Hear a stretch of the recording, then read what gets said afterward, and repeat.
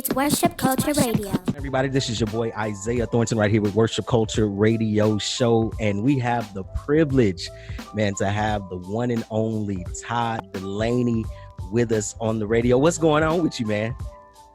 Oh man, chilling, man. I mean, all we can do is chill right now, bro. Exactly, man. Exactly. So we're glad to have you on Worship Culture, man. We're airing right now on Strictly Hip Hop 90.7 FM. So I want to shout them out, everybody that's listening at 90.7 FM WAZU, and then also Godify Christian Streaming. Thank you so much for listening in, man. So tell me, dude, what is a normal day in the life, not quarantine day? So we'll talk about quarantine. Okay. But normal day, man, in the life of Todd Dulaney. What does that look like, man? Man, so my normal days, man, I miss my normal days. But my normal days are, right? I say I get up early. I'm an early riser, 5 a.m., 6 a.m. That's my time to myself, whether it's to take the dog on a long walk or whatever, or if I'm gonna read, pray, whatever that is. And then the kids, we usually getting them up around 7:30 to get them ready for school, or I'm going to the airport and jumping on the plane, and doing that. So that usually happens 3 or 4 days out of the week, and then the other days are just school days. And wifey and I, we just taking calls, taking emails, doing radio interviews. And that's usually, and the evening is the first time I get a chance to really just settle down and chill. Man, no doubt. No, I feel it. I get it, man. So with everything that has happened with us being on quarantine and stuff like that, man, has your schedule gotten any crazier? And I mean, like, have you had to rebook a whole bunch of stuff if you had to go back in? Oh man, you know what I mean? Has it been like that? So everything is being rebooked right now. A lot of people were trying to hold on to their dates and just hope for the best. They were hoping like, okay, well, maybe everything will be back to normal. But they didn't go back to normal. So a lot of dates are getting pushed back to 2021 or later on in the year. And so we're still kind of waiting, but it's been hectic, man. Rescheduling and because I mean, people send their money in advance to get you to come out and be a part of their experience. And so that's a lot. I like to respect people and make sure that they feel comfortable and good about the investment that they made. And so that's a whole other topic there. Oh man, that's crazy, man. I know that has been a crazy process for you guys, man. I do want to ask you this, man. I've respected your man, just you, and I'll start there. Thank you, man. More so than the gift. Thank you. The anointing, man. Just you as a person.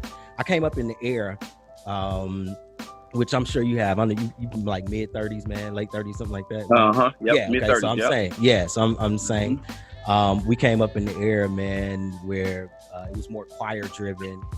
Choirs were heavy and things, and I love choirs. I love, can't take nothing from that music, man. But to see a man be able to stand on a stage and to translate worship and captivate an audience, and a real man, you know what I mean?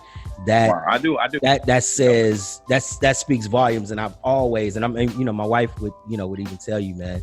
And we, definitely huge fans in that respect, man. But just we see your life, man, and there's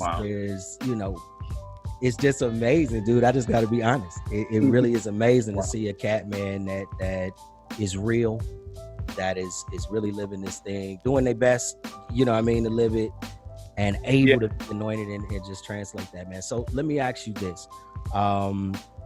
Aside from the home life and everything like that, what is your creative writing process like when it comes to songs and and things like that, man? What is that like?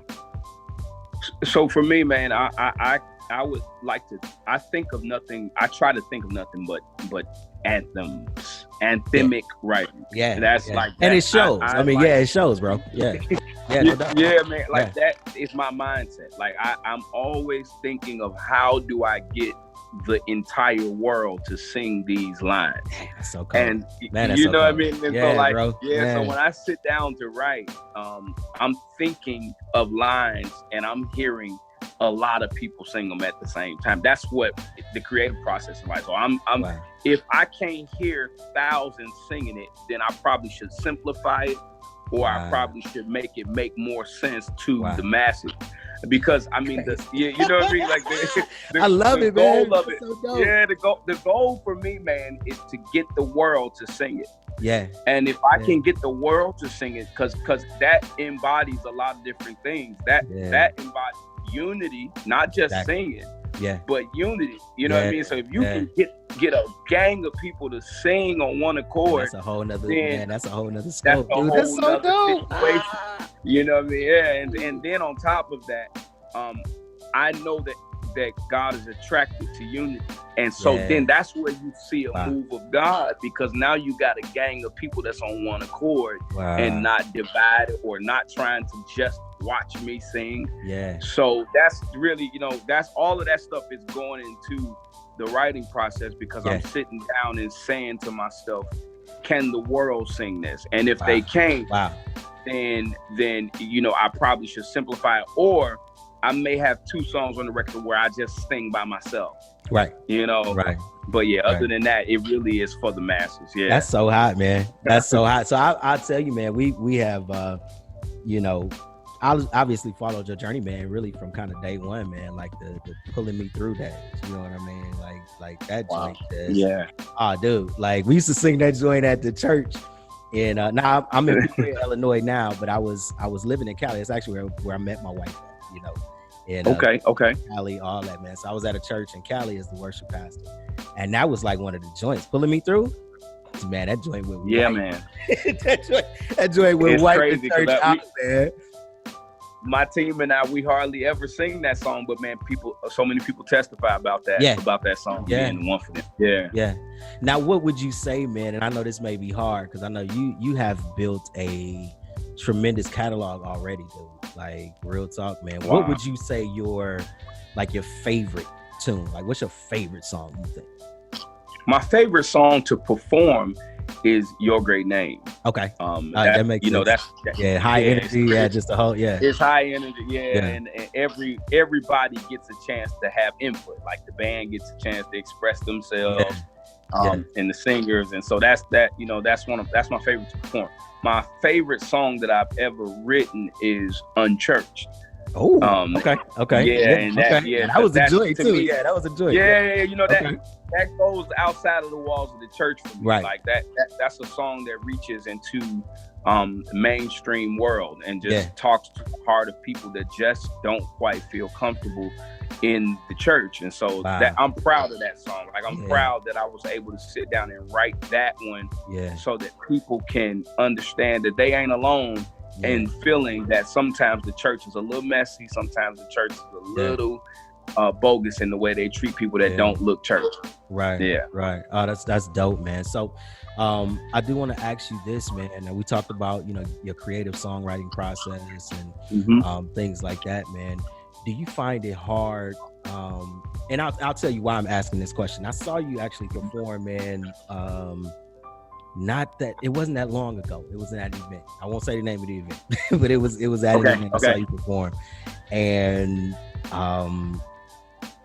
so my question is this: do you ever feel like you are like on an island by yourself when it comes to certain places that you go? I felt like that always. I've always felt like that. And because I knew coming into this that I was trying to do something that really is not all the way popular. Now it's popular now. Like, leading worship is like the thing now. But when I was first getting started there, I was on the heels of like Israel Houghton. Exactly. And and so like I was coming in at that time, William McDowell's, where it was like people were really pushing back on us. Like here these guys are, they just singing basic songs and the chord progressions are basic and blah blah blah. And so it's always been like that for me. Now, of course, because God has allowed me to really, really crack doors down, now it's more accepted, and people are really appreciative of what we offer now. But I do feel that way, and that it don't really bother me though, because like, right. You know what I mean? Like because I love opposition, bro. Like I look at opposition always, and I will walk right up in the face of the devil and say, what? Like, let's get it, because that's because I know on the other side of that is my promise. Like every time it's opposition, it's only because the promise is on the other side of that thing. And so I love going into an atmosphere where people are looking at me crazy, or they're like, we really. And that was the reason I asked the question, because it was like I could feel, and I was actually watching it online, but I could kind of feel. I saw where you was at. I knew it. You know what I mean, just by following you, knowing how you roll and stuff like that. And it's like, man, it's like that's like a rough. It's like it's gonna be and it's places. And that's just, a lot of that is like lack of teaching, you know what I mean? And not really knowing the potential and the possibilities of being in the presence of God. Like when you don't really know, then you don't really pursue it the way you should. Because if you don't realize that blinded eyes can be opened in His presence, if you don't realize that the dead can be raised, if you don't realize that COVID-19 can be healed in His presence, like you don't have no type of reference of how to pursue that. But when you get a real knowledge of God is for real, then you start going after it. And I ain't got to get up there and beg you. I just get up there and it's like, hey, we going because I know that this can break out. Wow, man, that's so powerful, man. That's so powerful. So with that, man, you released a new record. And dude, let me say, it ain't a gang of songs, but man, the songs that are on there, dude, like it's amazing. Like I'm serious, thank you, bro. It's a joint you just honestly can't keep on repeat. It's a joint like that, man. So what really inspired that? You know what I mean? Like where did that bro come from? I keep telling people when they ask me that question, my answer is just, I'm in a different place in my life. Like, I'm in this place of not trying to please anyone. And because of that, when you get to that place, the liberty that you have to hear the voice of God changes. It intensifies. Like I can hear God clear now because I'm not trying to please man. Like I'm not trying to please the music industry. I'm not trying to please a genre. I am a genre. I'm a genre. Like I love whatever God tells me to sing, that's what I'm gonna sing. That's a genre. That's a genre all by itself. So, that's so dope. Man, that's dope. So that is where I'm at, and that's what got me to sing in the Bible. That's because when you break free of what society and industry tells you is okay, and say, look, man, this is what God gave me, I'm gonna sing it, and if you like it, you do. If you don't, find somebody else to like it. When you get to that place, it changes the game. It changes everything for your whole life and for my family, because now I can hear God so clearly, even on their behalf, because I'll do some crap that nobody will do. You know what I mean? I'll invest in some stuff that, you know what I mean? Just because I'm like, dude, just because society says something, that doesn't mean it does. I'm gonna even say this because I've been hearing this in the spirit. I believe that just because influential people say something, that don't mean it's accurate. Just because, like, I be watching some people that I really look up to. They'll post something on Facebook. That don't mean his word is bond. Like, I'm going with the word, and that's it. Wow. Period. Dude, you blowing my mind right now, bro. I'm dead serious. I love it, man. I love where you are, man. I love where God has you at, man. I think that it's more to come, even after we get out of this, man. I really feel like that. You know, I've been telling people that I feel like God is like, stop button. You know what I mean? So we can do reset. Yeah. You know what I mean? Yeah. So we can get things together, man. That's right. And when it's lifted. And refocus. Exactly, man. Yeah, on him. What's important? This other stuff ain't important, man. Exactly. You see how quickly the government will shut down on your tail and people begging and waiting on the government to send them some money. Like, you know what I'm saying? Nobody owe nobody nothing. Nothing. You know Not what I a mean? thing, like, bro. The government doesn't, they get mad about man, my check ain't in my account. They don't have to send you They don't nothing. have to do it. They don't have to. Nobody owe nobody anything. But I think we've gotten so far off track to not depend on God, because nobody has to do anything for anyone. Wow. And not even the government. The government don't have to, you know what, my job ain't. Well, then so what? Now we'll just have to go back to the times where people lived in caves and people had to feed themselves. What did they do then? They didn't call nobody and be like, hey, y'all better make sure my check. No, man, we have to get back to this place, like you said, of refocus and say, man, God is my provider. Yeah. And if y'all don't ever send me a stimulus check, that don't mean nothing to me. God still provides for me. Still provides, bro. He still provides, man. Wow, dude. Yeah, man, it is. I know you got to get out of here, man. Dude, it has been a total pleasure having you on with Worship Culture, man. What can we expect? And thank you, bro. Thanks. What else? I know with everything. Oh, dude, man, it's a pleasure, man. What can we expect from you, man? Once everything lifts, I guess, man. Like, are there any other plans? So we have the full project is in the chamber. What is I like to call the chamber. Okay. We got the full. It's locked and loaded, and so we're really just waiting to see the right time, because we've never seen this today. We don't. Yeah. This is a brand new way of the world, and so we just got this album sitting and looking at the society, looking at the world, seeing what's happening to see when the proper time is to release this album. So, we're gonna release a full album that's, I think, my absolute best work ever. And so that's really why we're being strategic and holding on to it, because we really want to make sure that it gets longevity and that the world really hears it. And so we got that's coming up. And then if we get opened up soon enough, I'll be going on tour in September with a really special somebody, and I can't really tell it right now. No, it's all good. No, it's all but it's gonna be a cool tour. Yeah. Yep, 24 cities, and it's gonna be a good time. Yep. Wow. Okay, man. Well, dude, again, Todd, man, appreciate you being here, man, with Worship Culture. Like I said, man, definitely love and respect, man, what it is that you're doing. As a man of God, as a husband, as a father, man. Thank you, bro. Dude, it's definitely blessing. Trust me, it's blessing people, man. It really is. People see it and they're blessed by your testimony, man. You know what I mean? They are, man. So any last words you can give us, man, to my Worship Culture family? Man, I can just say this. Just get to the place where you do not care about the opinion of man. Yeah. If you can get to that place, that's where and that's where I've reached. I could care less what anyone has to say.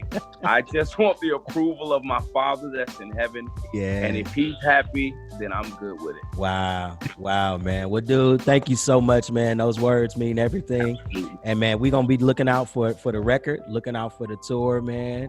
And definitely keeping you in prayer, keeping your family and everybody in prayer, man. During this lockdown, during this quarantine, man, try to do as much as you can to stay sane. That's what I'm doing. I got 3 kids and full house, man. So you know what I mean? So it ain't no joke, man. So definitely praying for you guys, man. Dude, we appreciate you again, man. Thanks so much. Thank you, man. I appreciate it. All right, buddy. All right, man. Appreciate it. Thanks. It's Worship Culture Radio.